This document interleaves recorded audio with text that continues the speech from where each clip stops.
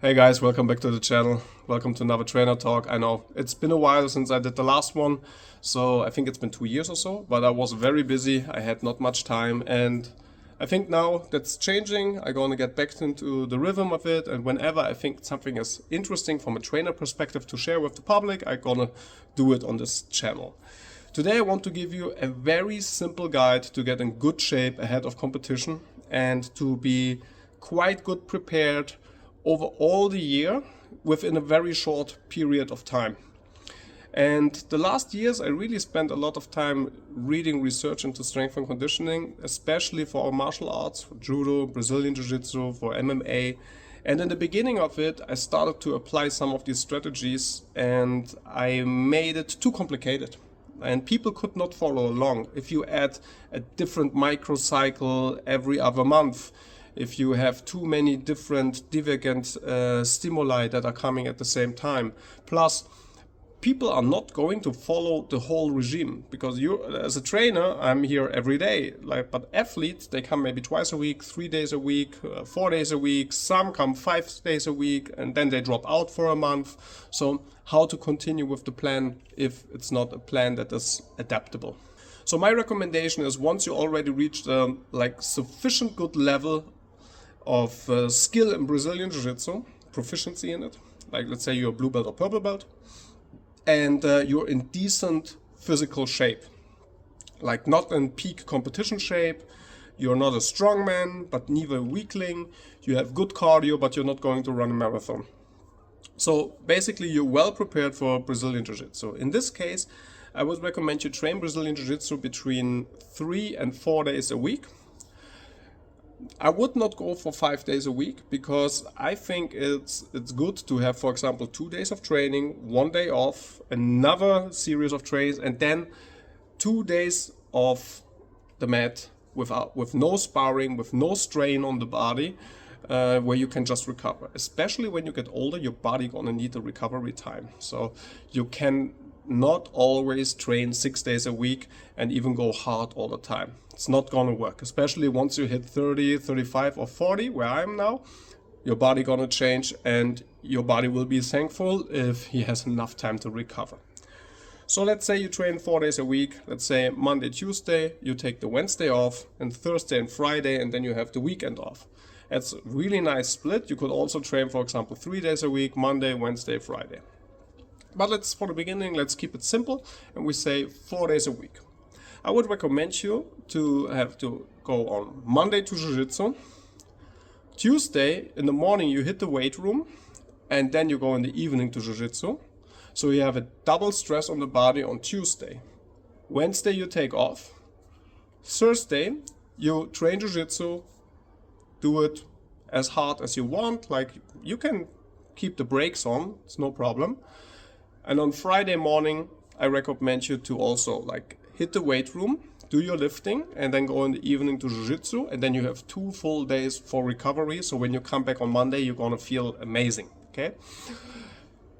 Now, when it comes to the lifting, I would recommend you to keep it very simple, like the KISS principle. Keep it simple, stupid. So do your heavy lifting first, do your deadlifts, do your overhead press, do your squatting, do some form of pull-ups or lat pulls.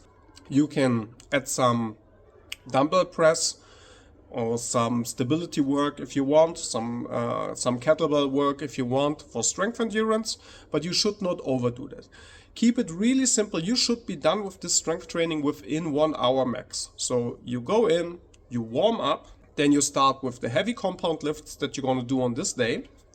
And then you continue until you in the end do something like dumbbell presses or pull-ups or whatever you like, okay? Do this all the year. Have now and then a deload week, every 6 to 8 weeks is fine.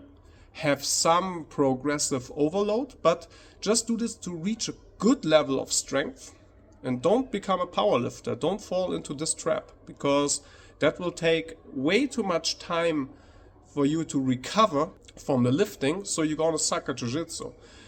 Have a sufficient stimulus to be really strong, but still have enough energy to train jiu-jitsu sufficiently and learn something. Because when you go very exhausted from the lifting into the jiu-jitsu training, what will happen? Your brain will not grasp anything. You're not able to learn a new skill, especially when it's from a neuromotorical standpoint quite demanding. For example, like whatever version of berimbolos, it can be quite challenging. So you're not going to learn that if you're exhausted. You need to be fresh to do that. So now you have your 2 days of lifting, and you do this for a while, and within 4 to 6 months you're already going to be very strong. You will notice a gigantic difference. Now when it comes to the competition phase, I would recommend you, let's say 4 weeks out of the competition, you stop lifting weights. And instead you will implement 1, maximum 2 sessions, very short sessions of plyometric training. So you're going to do a lot of jumping. You're going to do counter movement jumps, triple hops. You're going to do push-ups with clapping. You're going to do very fast, short range of motion pull-ups. So you're going to throw medicine balls or whatever other medium heavy object you can throw. You're going to do this a lot. And also sprinting, running upstairs, etc. You can implement all these kind of training methods. They should be somewhere between high speed explosive movements on one side and high intensity interval training on the other side. You can structure it even like this. You start with plyometrics, you start with jumps and sprinting and clapping push-ups, etc. You do this for several rounds, then you throw some medicine balls, and in the end of the day you do some, Japan test where you run from one line to the other, back and forward as a specific cardio. You could also include, for example, a kettlebell complex for this kind of training. You do this twice a week, max, and you just gonna add some more emphasis on the sparring in jiu-jitsu. Not necessarily on the hard sparring, but on the smart sparring. You really try to get better. Now you're 1 month out of the competition. You switch the training. You do this for 2 to maximum 3 weeks. And then you even stop this. And for the last week, you only do some flow rolling. You practice your favorite techniques. You do some problem solving. Maybe 1 or 2 rounds of sparring. And you're out, you're done. So to wrap it up, if you're already a little bit advanced in jiu-jitsu and you want to add strength and conditioning, I recommend you a very simple strategy. Do some old school meat eater strength training twice a week with big compound lifts, barbells and dumbbells preferred. Add some kettlebells and functionality if you like. Do this all over the year. 1 month out of competition, do some plyometric work. Do some speed work, some agility work, add some high intensity interval training, maybe with kettlebells, maybe with body weights, to have this also the energetic system a little bit stimulated that will be challenged during the jiu-jitsu matches. And latest 1 week out of the competition, stop all these activities, and then you will just be flow rolling. So that from a strength and conditioning point of view, this is the very simple strategy.